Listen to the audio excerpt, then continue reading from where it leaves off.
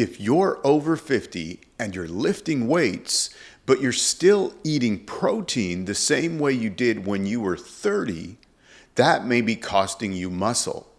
Because one of the things that changes as we get older is that our muscles don't respond to protein quite as strongly as they used to. It's called anabolic resistance. I've talked about anabolic resistance before on this channel, but today I want to show you what it actually means for how much protein you should be eating after 50. How much should you be eating at each meal? And what I'm doing personally at 56 to make sure that I'm giving my body what it needs to keep building and maintaining muscle. Here's the first thing you need to understand. When you eat protein, your body breaks it down into amino acids. Those amino acids help stimulate muscle protein synthesis, essentially the process your body uses to repair and build muscle. But as we get older, that process becomes less sensitive. Researchers call this anabolic resistance. Now, it doesn't mean you can't build muscle after 50. I'm living proof that you can. It means that the signal needs to be strong enough. The newer research continues to show something really important. Older muscles can have a reduced response to feeding, but resistance exercise remains an incredibly powerful stimulus. That's why I don't look at protein and training as two separate things. The training creates the demand. Protein gives your body the material it needs to respond to that demand. And after 50, you want to take both seriously. So how much? The basic RDA for protein is 0.8 grams per kilogram of body weight per day. That's about 0.36 grams per pound. But that's not the number I would use for a man over 50 who's resistance training and wants to maintain or build muscle. I've previously talked about a research-supported range of roughly 1.2 to 1.6 grams per kilogram per day.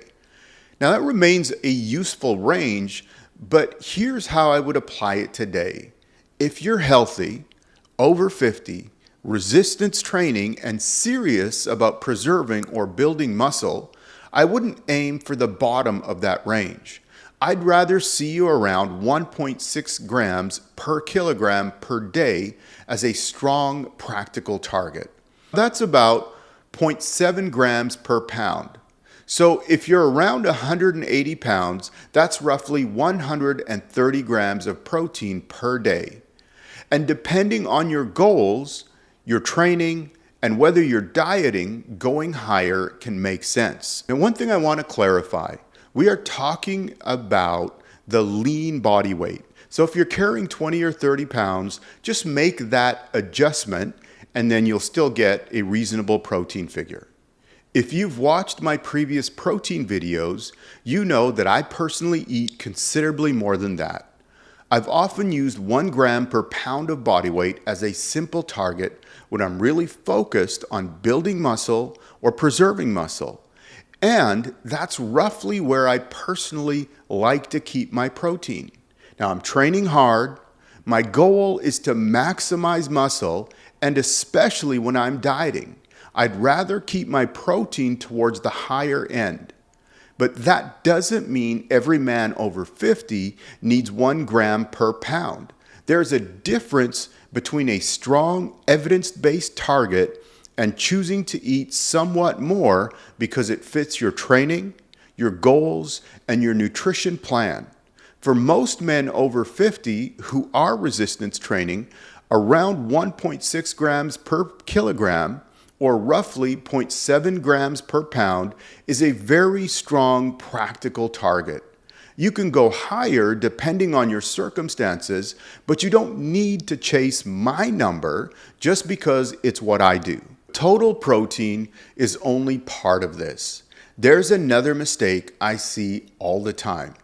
Breakfast might have 10 or 15 grams of protein. Lunch has another 20, and then dinner has a huge piece of meat. And suddenly you're trying to make up the rest of your protein at 7 o'clock at night.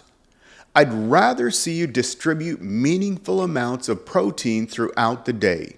A useful target for older adults is roughly 0.4 grams of protein per kilogram of body weight per meal. That works out to about 0.18 grams of protein per pound.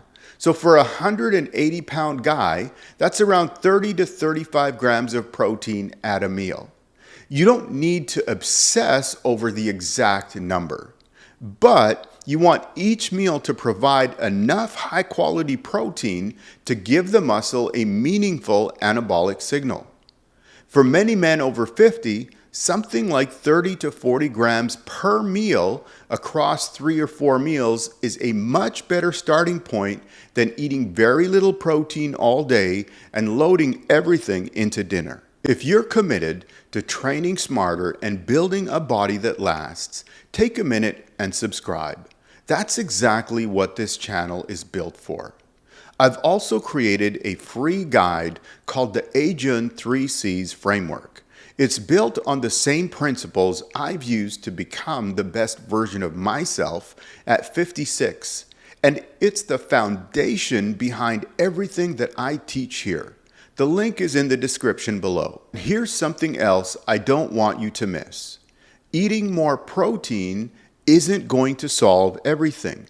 You still have to give your body a reason to keep that muscle, and that's resistance training.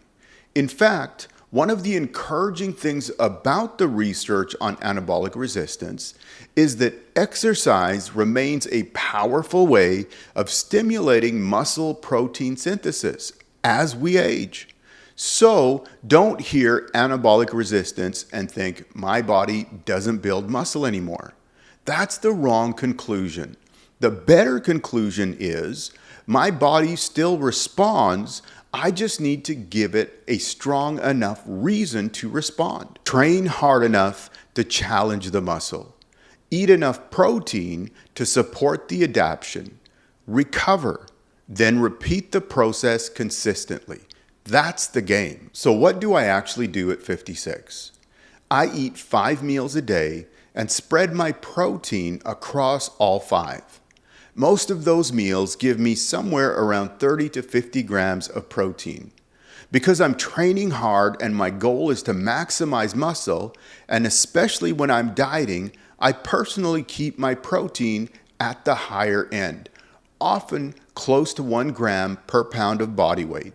Most of that comes from whole food, but I also use whey protein. Not because there's magic in whey protein, it's just convenient. And if I need another 30 or 40 grams of protein, a shake makes hitting my number easy. I put the protein powders that I personally use in the Ajun Amazon store, and you'll find a link below if you want to see them. If you're over 50, here's what I want you to remember.